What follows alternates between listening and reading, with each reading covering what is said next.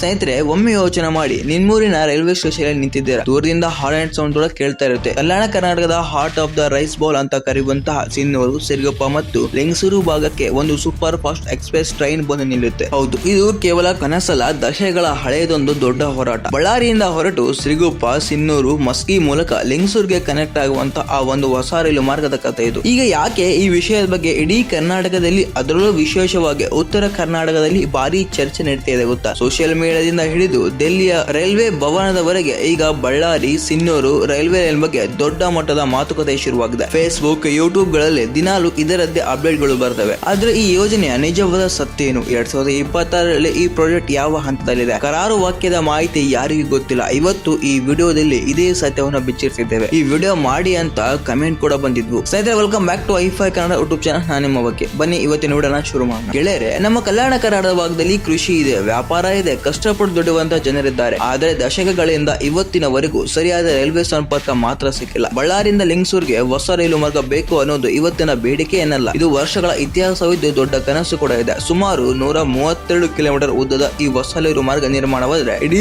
Kalyana Karnataka ಚಿತ್ರಣವೇ ಬದಲಾಗ್ಬಿಡುತ್ತೆ. ಬಳ್ಳಾರಿಯಿಂದ train ಹೊರಟ್ರೆ ಸಿರುಗುಪ್ಪ, ಸಿನ್ನೂರು, ಮಸ್ಕಿ ದಾಟಿ ಲಿಂಗಸೂರು ತಲುಪುತ್ತೆ. ಈ ಭಾಗದ ಜನರಿಗೆ ಬೆಂಗಳೂರಿಗಾಗಲಿ ಅಥವಾ ಉತ್ತರ ಭಾರತದ ಮುಂಬೈ ಆಗಲಿ, ದೆಹಲಿಯಂತಹ ದೊಡ್ಡ ನಗರಗಳಲ್ಲಿ ಹೋಗಬಹುದು. ಹತ್ತಿರದ ರೈಲ್ವೆ ಸ್ಟೇಷನ್ಗೆ ಗಂಟೆಗಟ್ಟಲೆ ಬಸ್ಗಳಲ್ಲಿ ಪ್ರಯಾಣ ಮಾಡಬೇಕಾದ ಪರಿಸ್ಥಿತಿ ಕೂಡ ತಪ್ಪುತ್ತೆ. ಆದ್ರೆ ಯಾಕೆ ಈ ಯೋಜನೆ ಇಷ್ಟೊಂದು ಹಿಂದೆ ಆಗಿದೆ? ಸ್ನೇಹಿತರೆ, ಹಳೆಯ ಸಮೀಕ್ಷೆಯ ಪ್ರಕಾರ 132 ಕಿಲೋಮೀಟರ್ ರೈಲು ಮಾರ್ಗವನ್ನು ಕೇವಲ 1160 ಕೋಟಿ ರೂಪಾಯಿ ಅಂದಾಜು ವೆಚ್ಚದಲ್ಲಿ ಮುಗಿಸಬಹುದು ಎಂದು ಲೆಕ್ಕ ಹಾಕಲಾಗಿತ್ತು. ಹೌದು, ಇದು ಒಂದು ದೊಡ್ಡ ರೈಲ್ವೆ ಪ್ರಾಜೆಕ್ಟ್ಗೆ 1160 ಕೋಟಿ ರೂಪಾಯಿ ಅನ್ನೋದು ಅತಿ ದೊಡ್ಡ ಮೊತ್ತವೇನಲ್ಲ. ಆದ್ರೂ ಈ ಯೋಜನೆ ಇನ್ನು ಕಾಗದ ಮೇಲೆ ಉಳಿದುಕೊಂಡಿದೆ. ಯಾಕೆ ಗೊತ್ತಾ? ಕೇಂದ್ರ ಸರ್ಕಾರ ಮತ್ತು ರಾಜ್ಯ ಸರ್ಕಾರ ನಡುವಿನ ಫಂಡಿಂಗ್ ಶೇರಿಂಗ್ ಸಮಸ್ಯೆ, ರಾಜಕೀಯ ಇಚ್ಛಾಶಕ್ತಿಯ ಕೊರತೆ ಮತ್ತು ಸರಿಯಾದ ಸಮಯಕ್ಕೆ ಧ್ವನಿ ಎತ್ತದ ನಾಯಕರು. ಇದರಿಂದಾಗಿ ಹಳೆಯ ಸರ್ವೆ ರಿಪೋರ್ಟ್ಗಳು ಧೂಳು ಹಿಡಿಯುವಂತಾಗಿದೆ. ಸಿನ್ನೂರು ಮತ್ತು ಸಿರುಗುಪ್ಪ ಭಾಗದ ರೈಸ್ ಮಿಲ್ ಮಾಲೀಕರು ಮತ್ತು ಕೃಷಿಕರು ಪ್ರತಿ ವರ್ಷ ಬಜೆಟ್ ಬಂದಾಗಲೆಲ್ಲ ಆಸೆಯಿಂದ ಕಾಯ್ತಾ ಇರ್ತಾರೆ. ಆದ್ರೆ ಪ್ರತಿ ಬಾರಿಯೂ ನಿರಾಸೆಯ ಉತ್ತರವಾಗಿರುತ್ತೆ. ಆದ್ರೆ ಸ್ನೇಹಿತರೆ,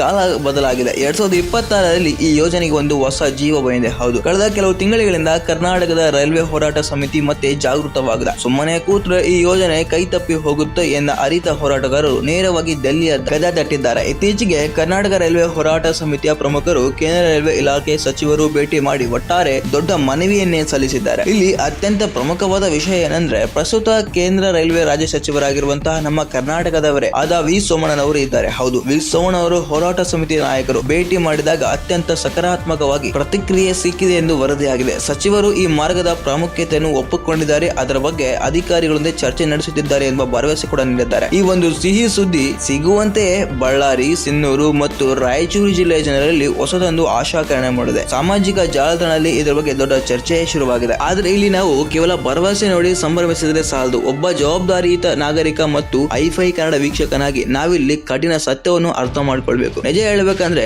ಈ ಬಳ್ಳಾರಿ, ಸಿರುಗುಪ್ಪ, ಸಿನ್ನೂರು, ಲಿಂಗಸೂರು ರೈಲು ಯೋಜನೆ ಇನ್ನು ಕೇಂದ್ರ ಸರ್ಕಾರದಿಂದ ಫೈನಲ್ ಅಪ್ರೂವಲ್ ಸಿಕ್ಕಿಲ್ಲ. ಹೌದು, ಇದು ಕೈ ಸತ್ತನೆ. ಯಾವುದೇ ಒಂದು ಹೊಸ ರೈಲು ಮಾರ್ಗ ನಿರ್ಮಾಣವಾಗಬೇಕಾದ್ರೆ ಅದಕ್ಕೆ ಪ್ರಮುಖವಾಗಿ DPR ಅಂದ್ರೆ ಡೀಟೇಲ್ ಪ್ರಾಜೆಕ್ಟ್ ರಿಪೋರ್ಟ್ ಸಿದ್ಧವಾಗಬೇಕು. ಈ DPR ಮುಗಿದ ನಂತರ ಅದಕ್ಕೆ ಹಣಕಾಸು ಇಲಾಖೆಯಿಂದ ಫಂಡಿಂಗ್ ಅನುಮೋದನೆ ಸಿಗಬೇಕು. ಆಮೇಲೆ ರೈಲ್ವೆ ಮಂಡಳಿ ಒಪ್ಪಿಗೆ ನೀಡಿ ಕೊನೆಯದಾಗಿ ಕನ್ಸ್ಟ್ರಕ್ಷನ್ ಟೆಂಡರ್ ಕರಿಬೇಕು. ಆದ್ರೆ ಈ ಯೋಜನೆಗೆ ಇನ್ನು DPR ರಿವೆರಿಫಿಕೇಶನ್ ಮತ್ತು ಫಂಡಿಂಗ್ ಅಪ್ರೂವಲ್ ಪ್ರಕ್ರಿಯೆ ಬಾಕಿ ಇದೆ. ಟೆಂಡರ್ ಪ್ರಕ್ರಿಯೆ ನಡೆಯುವವರೆಗೂ ನಾವು ಈ ಕೆಲಸ ಶುರುವಾಗಿದೆ ಎಂದು ಹೇಳಲು ಸಾಧ್ಯವೇ ಇಲ್ಲ. ಹಾಗಾದ್ರೆ ಈ ಯೋಜನೆ ಇಷ್ಟೊಂದು ಸ್ಲೋ ಆಗಲು ನಿಜವಾದ ಕಾರಣ ಏನು ಗೊತ್ತಾ? ಪ್ರಸ್ತುತ ಕರ್ನಾಟಕದಲ್ಲಿ ರೈಲ್ವೆ ಇಲಾಖೆ ಸಂಪೂರ್ಣ ಗಮನ ಬೇರೆ ಪ್ರಮುಖ ಯೋಜನೆಗಳ ಮೇಲಿದೆ. ಹೌದು, ರೈಲ್ವೆ ಇಲಾಖೆಗೆ ತನ್ನದೇ ಆದ ಬಜೆಟ್ ಮಿತಿಗಳಿವೆ. ಸದ್ಯಕ್ಕೆ ಕಲ್ಯಾಣ ಕರ್ನಾಟಕದ ಮತ್ತು ಸುತ್ತಮುತ್ತಲಿನ ಭಾಗಗಳಲ್ಲಿ 3 ದೊಡ್ಡ ಪ್ರಾಜೆಕ್ಟ್ಗಳು ಮೊದಲ ಆದ್ಯತೆ ನೀಡಲಾಗಿದೆ. ಮೊದಲಾಗಿ ಬಳ್ಳಾರಿ ಹೊಸಪೇಟೆ ನಡುವಿನ 3 ಮತ್ತು 4 ರೈಲು ಕಾಮಗಾರಿ. ಈ ಮಾರ್ಗದಲ್ಲಿ ಗೂಡ್ಸ್ ಟ್ರೈನ್ಗಳು ಓಡಾಟ ಜಾಸ್ತಿ ಇರೋದ್ರಿಂದ ಇದಕ್ಕೆ ಹೆಚ್ಚಿನ ಫಂಡ್ ಸಿಕ್ಕಿದೆ. ಎರಡನೇದಾಗಿ ಇಡೀ ಉತ್ತರ ಕರ್ನಾಟಕದ ಬಹುತೇಕ ಕನಸಿನ ಯೋಜನೆಗಳಾದ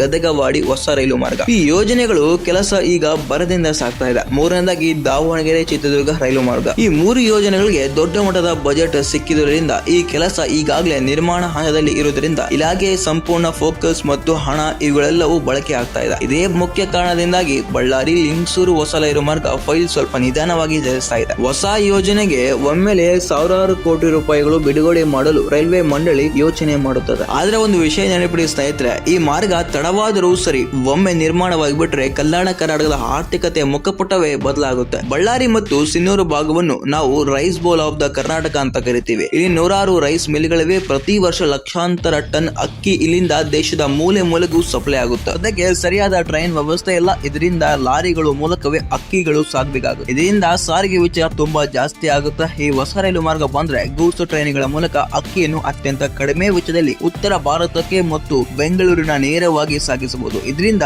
ನಮ್ಮ ಭಾಗದ ರೈತರಿಗೆ ಮತ್ತು ರೈಸ್ ಇಂಡಸ್ಟ್ರಿ ಭಾರಿ ಲಾಭವಾಗುತ್ತೆ. ಸ್ಥಳೀಯವಾಗಿ ಸಾವಿರಾರು ಹೊಸ ಉದ್ಯೋಗ ಕೂಡ ಸೃಷ್ಟಿಯಾದಂತಾಗುತ್ತೆ. ಕೇವಲ ವ್ಯಾಪಾರ ಅಷ್ಟೇ ಅಲ್ಲ, ಸಾಮಾನ್ಯ ಜನರ ಪ್ರಯಾಣದ ಕಷ್ಟಕ್ಕೂ ತೀರಂತಾಗುತ್ತೆ. ಸಿನ್ನೂರು ಮತ್ತು ಸಿರಿಪ ಭಾಗದ ಸಾವಿರಾರು ವಿದ್ಯಾರ್ಥಿಗಳು, ಉದ್ಯೋಗಸ್ಥರು ದಿನಾಲೂ ಬೆಂಗಳೂರಿಗೆ ಪ್ರಯಾಣ ಮಾಡುತ್ತಾರೆ. ಪ್ರತಿ ಸಲ ಹೋಗ್ಬೇಕಾದ್ರೆ ಬಸ್ ಟಿಕೆಟ್ ದರ ಗಗನಕ್ಕೇರ್ತಾ ಇದೆ. ಅದೇ ರೀತಿ ಈ ರೈಲ್ವೆ ಮಾರ್ಗ ಪೂರ್ಣಗೊಂಡ್ರೆ ಸಿನ್ನೂರಿನಿಂದಲೇ ನೇರವಾಗಿ ಬೆಂಗಳೂರಿಗೆ ರೈಲ್ವೆ ಎಕ್ಸ್ಪ್ರೆಸ್ ಟ್ರೈನ್ಗಳು ಆರಂಭವಾಗಬಹುದು. ಕೇವಲ 5-6 ಗಂಟೆಯಲ್ಲಿ ಅತ್ಯಂತ ಕಡಿಮೆ ಖರ್ಚಿನಲ್ಲಿ ಆರಾಮವಾಗಿ ಬೆಂಗಳೂರು ತಲುಪಬಹುದು. ಕೇವಲ ಬೆಂಗಳೂರು ಅಷ್ಟೇ ಅಲ್ಲ, ಈ ರೈಲ್ ಕನೆಕ್ಟ್ ಆದ್ರೆ ಉತ್ತರ ಭಾರತದ ಮುಂಬೈ, ಪುಣೆ, ದಿಲ್ಲಿ ನಗರಗಳಿಗೂ ಹೊಸ ಎಕ್ಸ್ಪ್ರೆಸ್ ಟ್ರೈನ್ಗಳನ್ನು ಓಡಿಸಲು ರೈಲ್ವೆ ಇಲಾಖೆಗೆ ದೊಡ್ಡ ಅವಕಾಶ ಸಿಕ್ಕಂತಾಗುತ್ತೆ. ಕೊನೆಯದಾಗಿ ಹೇಳ್ಬೇಕಂದ್ರೆ ಈ ಬಳ್ಳಾರಿ, ಸಿರಿಗುಪ್ಪ, ಸಿನ್ನೂರು, ಲಿಂಗಸೂರು ಹೊಸ ರೈಲು ಮಾರ್ಗ ಕೇವಲ ಕಲ್ಲು, ಮಣ್ಣು, ಹಳಿಗಳ ವಿಷಯವಲ್ಲ. ಇದು ಈ ಭಾಗದ ಲಕ್ಷಾಂತರ ಜನರ ಕನಸು ಮತ್ತು ಹಕ್ಕು. 2026ರಲ್ಲಿ ಹೋರಾಟಗಾರರು ಮಾಡ್ತಿರುವಂತಹ ಪ್ರಯತ್ನ ನಿಜಕ್ಕೂ ಗ್ರೇಟ್. ಕೇಂದ್ರ ರೈಲ್ವೆ ರಾಜ್ಯ ಸಚಿವರಾಗಿರುವಂತಹ ವಿ ಸೋಮಣ್ಣ ಅವರು ಕಲ್ಯಾಣ ಕರ್ನಾಟಕದ ಈ ದೊಡ್ಡ ಕನಸಿಗೆ ಸಕಾರಾತ್ಮಕವಾಗಿ ಸ್ಪಂದಿಸಿ ಶೀಘ್ರದಲ್ಲೇ ಡಿಪಿಆರ್ ಮುಗಿಸಿ ಫಂಡಿಂಗ್ ಕೊಡಿಸಲಿ ಅನ್ನೋದು ನಮ್ಮೆಲ್ಲರ ಆಶೆ. ನಾನು ನಿಮಗೆ ಇನ್ನೊಂದು ಸತ್ಯ ಹೇಳ್ತೇನೆ ಕೇಳಿ. ಈ ಯೋಜನೆ ಯಾಕೆ ಇಷ್ಟು ಹಿಂದೆ ಬಿದ್ದಿದೆ ಅನ್ನೋದಕ್ಕೆ ಕೇಂದ್ರ ಸರ್ಕಾರ, ರಾಜ್ಯ ಸರ್ಕಾರ ಮುಖ್ಯ ಇಂಪಾರ್ಟೆಂಟ್ ಆಗಿರ್ಬೋದು. ಬಟ್ ಇನ್ನೊಂದು ಇಂಪಾರ್ಟೆಂಟ್ ವಿಷಯ ಅಂದ್ರೆ